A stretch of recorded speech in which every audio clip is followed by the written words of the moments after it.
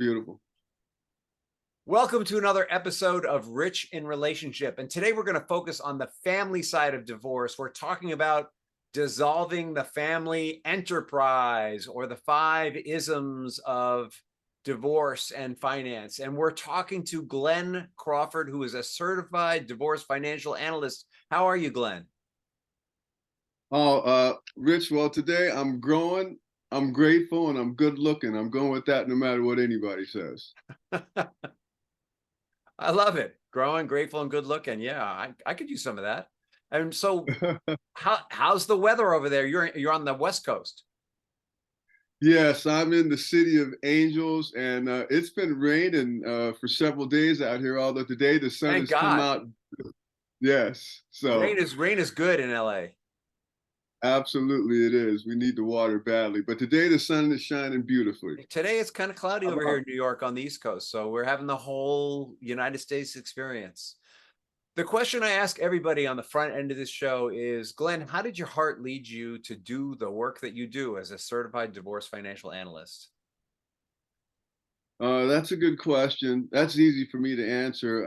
I am actually in the financial wellness business. So some people call me a financial advisor or wealth asset manager or insurance broker. I am all those things.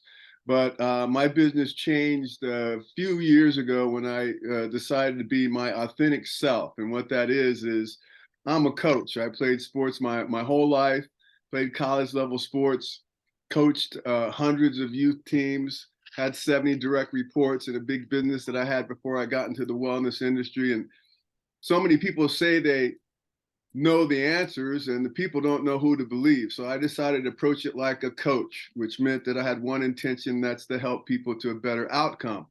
I'm not selling anything, but if people want to talk about the biggest game plan of their lives openly and look for an area of opportunity to take advantage of, or area of deficiency that needs to be addressed, we can have a conversation. I also developed the superpower of being able to talk about financial instruments and concepts without using a bunch of jargon. I'll use a sports analogy or a life experience analogy, and that really changed everything.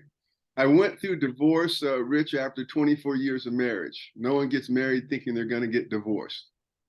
I found myself in that circumstance. And although I don't promote divorce, I do say that it takes courage to change your life when your life isn't right. If you know something's not going to work, your job, your spouse, your belief in something that you're doing, if you know it's not going to work, it may be painful to change, but you'll be better off for it. So when I went through the process, I didn't even know such a thing as a CDFA, a Certified Divorce Financial Analyst, even existed.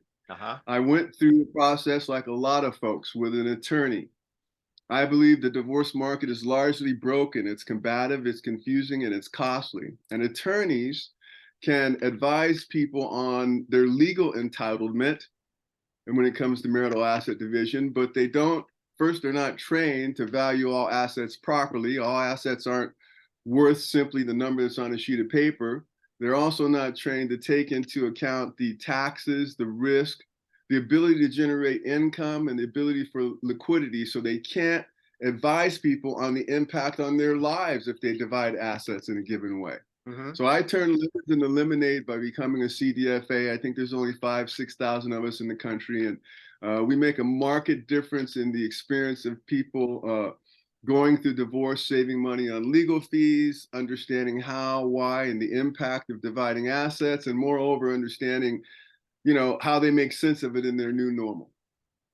Love it. I love it.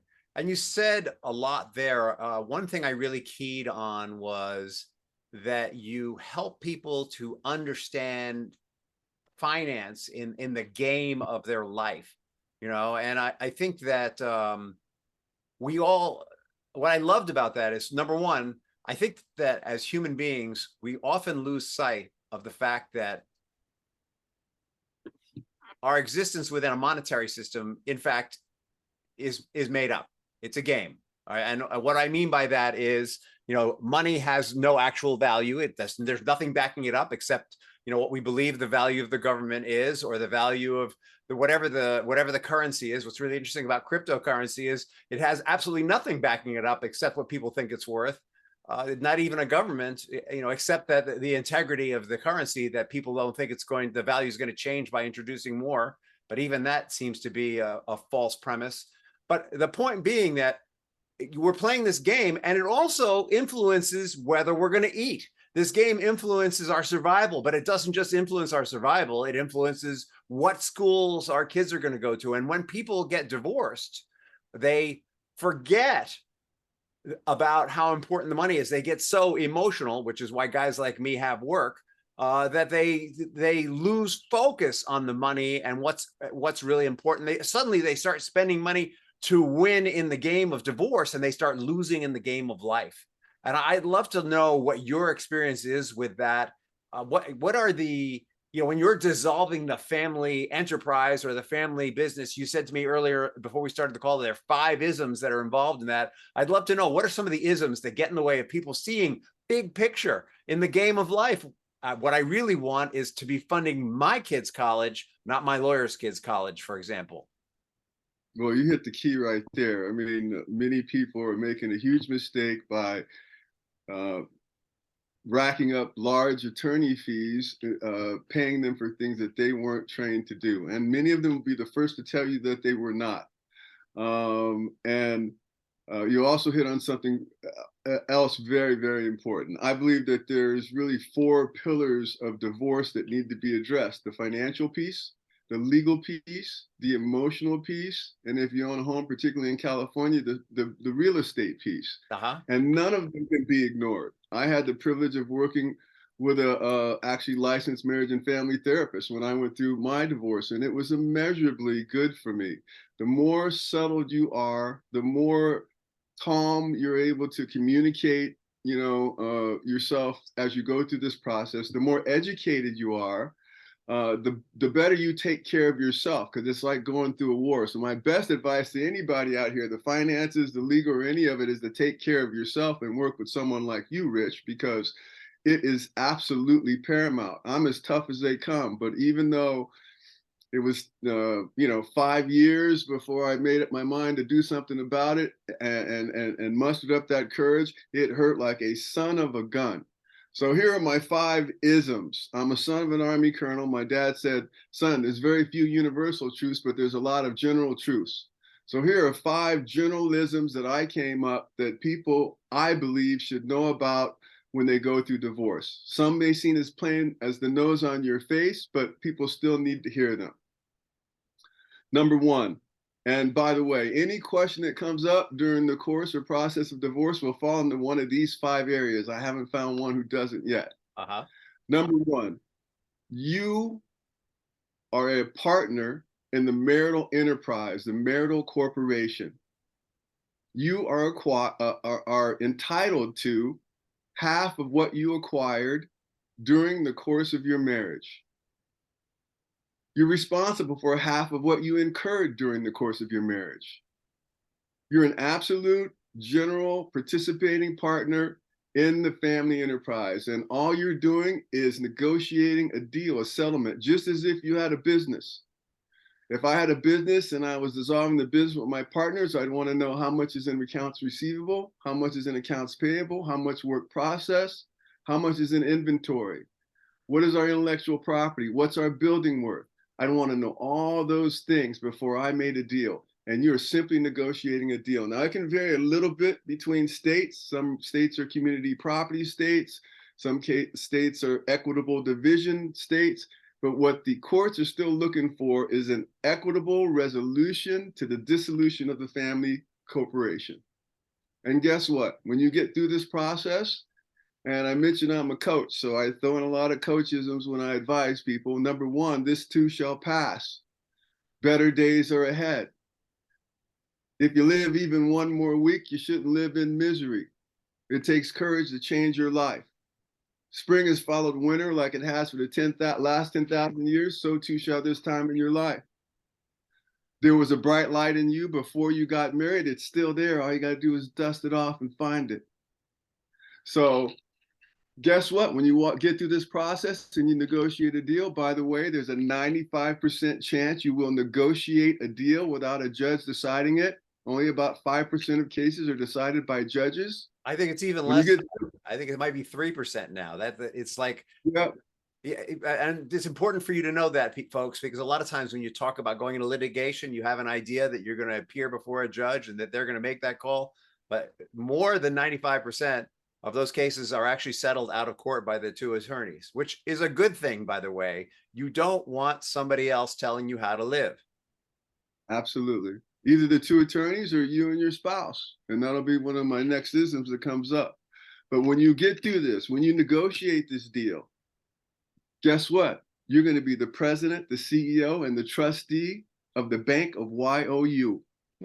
And I would submit the Bank of YOU regards deserves some tender care and feeding from time to time. You don't have to be an expert in finance or mortgage lending or credit repair or real estate or any of those things. I believe you just need people who can share and communicate with you things in a digestible way so you can make educated decisions.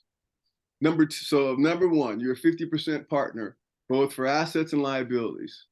Also, the question is deciding, what might be separate property. But everything you acquired during the course of your marriage as a couple, you're entitled to half. Where's the ism? No, the ism, Yeah. the ism is, yeah, you're a 50% partner in the marital enterprise. Number one. Number two, everything is negotiable. Everything in the divorce process is negotiable. The date of separation is negotiable. The amount of child support given is negotiable. The amount of spousal support given is negotiable. Whether it's going to be given over a period of time or bought out in a lump sum. All assets are negotiable. You can argue for or relinquish an asset that you're entitled for. And I believe many people make emotional mistake of wanting to, hey, I just want to get away, and they relinquish things that may have significant impact on their life afterwards. So everything is negotiable, number two. Number three, two parties can agree on whatever the hell they want to agree on, absent a judge, an attorney, or an advisor like myself, as long as one of them isn't cuckoo. Now, I submit that one party might say the other party is cuckoo, but they have to be diagnosed as such. Number four, asset division and divorce is essentially final. You can't go back and renegotiate it unless you can prove fraud, which is timely and costly, which leads me to number five. If asset division and divorce is essentially final, you got one chance to get it right. You got to get it right. So those are my five isms. I'm happy to answer any questions if you want to expand on any of those, and I have much more. But those are five general things that people should know. And any people ask me, oh well, my soon-to-be ex has a retirement account. He says he's not giving me any of that. Am I entitled to any of that? Number one, you're a 50% partner. So there may be some calculation that has to be done on what your marital entitlement is, because if he had his pension or he has a 401k retirement account before you were married, you're not entitled to the percentage of that piece of that asset. All right, I got it. So let's start from the fifth ism, which really defines the other four. And the fifth is you got one chance to get it right. And what that means is once those papers are signed, before the ink even dries, once the judge puts his signature on there or his stamp or whatever, it's a done deal. And what you negotiated is what you negotiated. And so as a financial advisor, how do you help people stay focused in the beginning point so they can get the right final agreement that they're looking for? That's a great question, and I like the way you framed that. Number five is sets up the first four. So, well, what we do is, we're going to take in all the data. Okay, so I work with an organization. We're comprised of financial professionals that handle every aspect of marital asset division, CDFAs, analysts, mediators. I'm also trained as a mediator, forensic accountants, business valuation people, everything that you need. Listen, people don't know what they're doing, particularly if it's their first divorced, they have no idea how the process Well, goes, let's be and they're honest. mentally, Most emotionally, people don't physically know taxed. anything about their finances. Yeah, In well, fact, that's true too. the But studies show that 76% of all people in marriages think that they know their full finances, but the reality is that one person knows the household finances, the other person knows the long-term assets, and neither really know the details of each other's areas of management or expertise. So in real life, people don't actually know much about the full effect of their finances. So how do you I help them with that? So what we're going to do is we're going to take in all the information and value everything properly. And unlike attorneys who aren't trained to advise people on the impact of dividing things, we're going to line the and also don't communicate in a way that's easy for the people to understand. So they have their own paragraphing, they have their own nomenclature, they have all their own structure that it's hard for you to extrapolate that data out of there. They So speak we're going to take all legalese. the they're legalese, exactly. I could have said it much more simply. Thank you, sir. We're going to take all the data, we're going to value all the data properly, and then we're going to line it up A to Z. And we're going to be able to explain every asset or every liability in an easily digestible way. So the first thing we're going to do is, advise people this is a business decision. You are negotiating a deal, and we are looking for an equitable resolution. So, and this has impact on your life. So it's going to help you if you understand it more, can provide clear directives to your attorney and understand what my life looks like on the day of settlement, 5 years after the settlement, 10 years after. We're going to take in all the data, including all the assets. That is real estate, investable accounts, investment accounts, retirement accounts, cash on hand, pensions. We're going to take in information about both parties' earnings. We're going to take in and identify what it's going to cost that person to live in their new financial normal. We're going to consider what are the Social Security benefits. We're going to consider spousal support and child support. How long is it going to be given, or how long is it going to be received? And with that information, we're going to construct an income analysis. So, but actually, before we do the income analysis, we're going to construct division scenarios. People say, I want to stay in the house. Maybe they can't afford to stay in the house. Maybe it's not in their best interest to stay in the house. Or people might say, there's ghosts in that house. I want to get out of that house and I want to move to Phoenix. I want to start my new life. So we're going to look at division scenarios, going to examine those different things, move things from one side of the ledger to the other so that it's equitable. It's never 50-50. It's usually 47-50, 53 or 48-52, something like that. Why?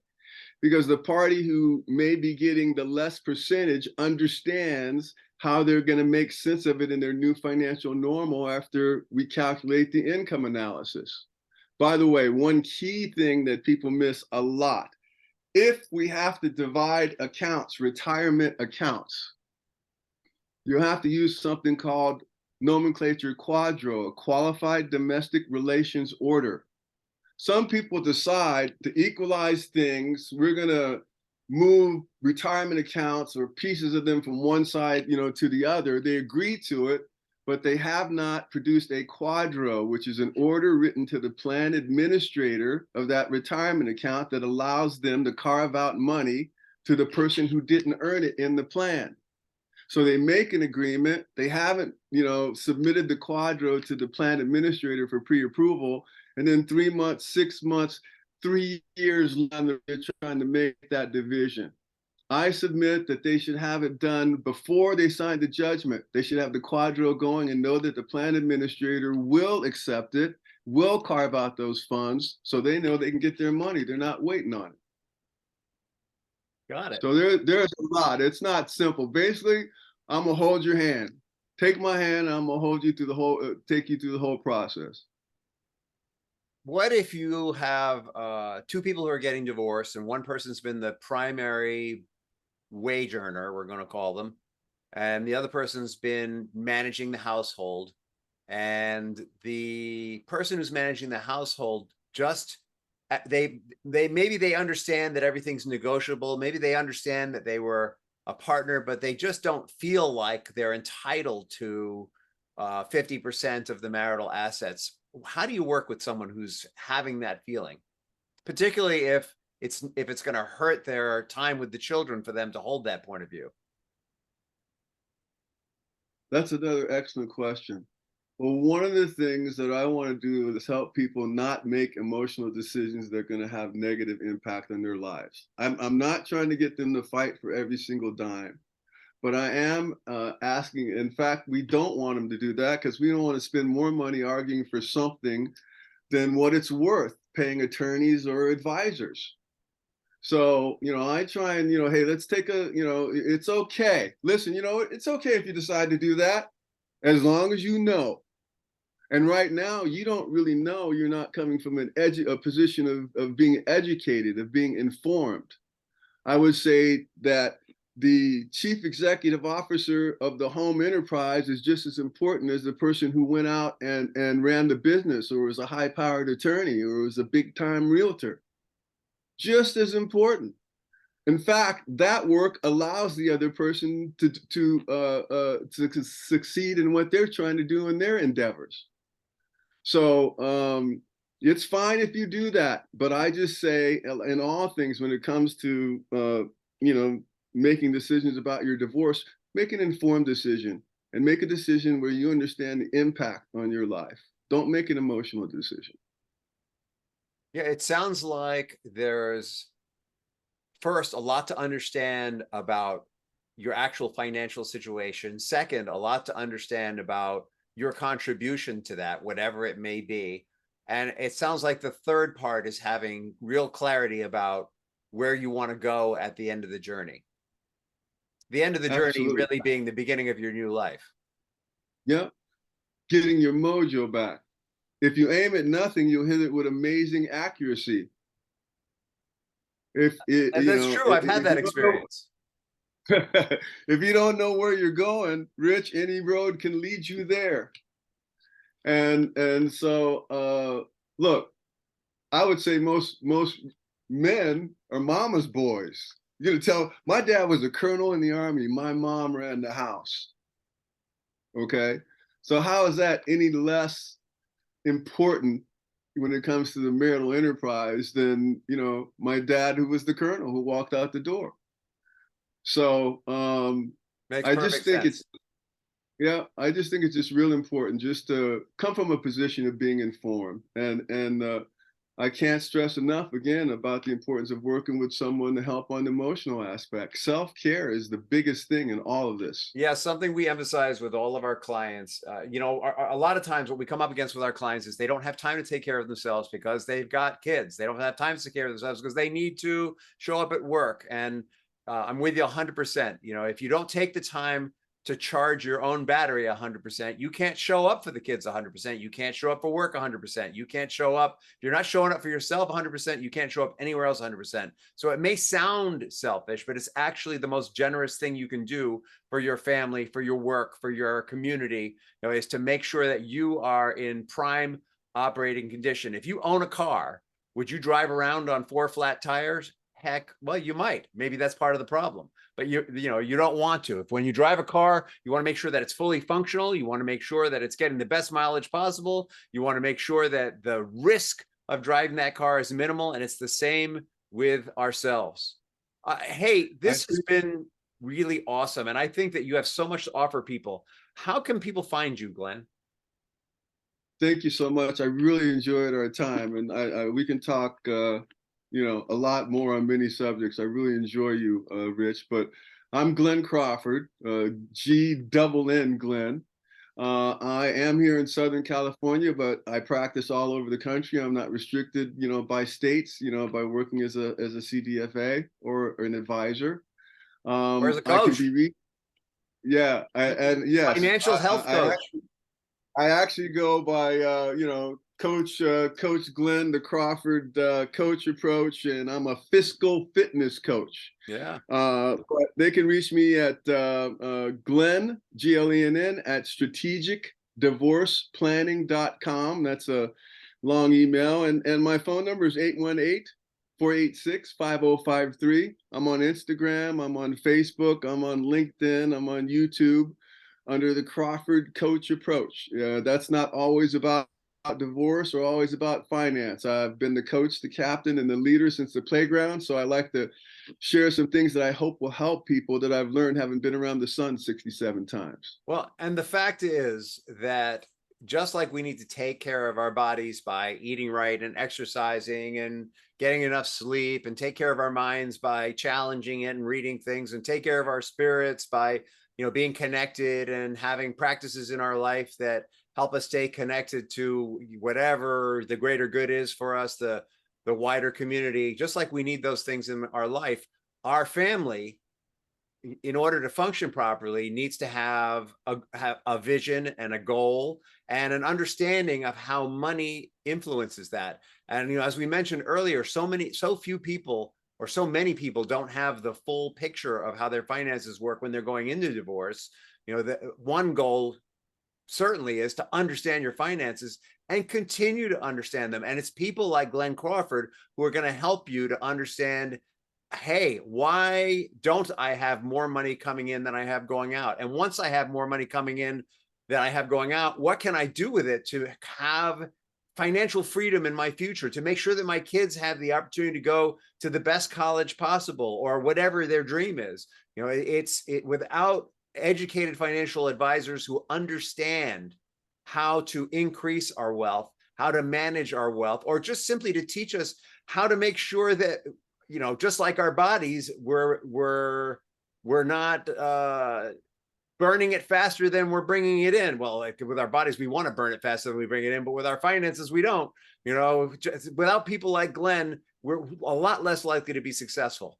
Glen, the last question that I ask everyone on the show is, what is the legacy that you want to leave behind? That's another great question. Well, as I mentioned, I've been the captain, the coach, the leader since the playground. I've lived over the country. I've lived around all kinds of people. I believe in love over hate. I believe in light over dark. I believe how you treat anyone is how you treat everyone. I believe we don't have to agree on anything to be kind to one another. So my hope is that I've left a legacy, and one of the reasons I do, the videos as well, where I'm able to touch people in a positive way to help bring us together rather than apart. And I'd leave you with one of the mantras that I have said for many years. I said it when I went through my divorce. I want to share it with the people that are out there that may be thinking about going through divorce or having any struggle in their life. And the mantra is very simple. I get inspiration from everywhere but this one came from superhero Luke Cage, and his mentor told him, always forward, forward always. Forward always, always forward, always forward, forward always. Forward always, always forward. Very simple mantra, one step after the other. So I hope with that little nugget, that I help someone out there. What I love about that mantra is the unconscious mind does not delineate do and don't. Right. So if I say, don't think about a big red dog, what do you do? You think about a big red dog. Right. So if you say not backward, all the unconscious mind hears is backward. But when you say forward, always forward, forward always, all the unconscious mind hears forward, forward, forward, forward. And the unconscious mind drives the machine. I love that. Thank you so much for your time. Great to speak with you, and I hope we get to do this again soon. I look forward to it. I had tremendous fun, big fun. Thank you, Rich, and for the work that you do as well.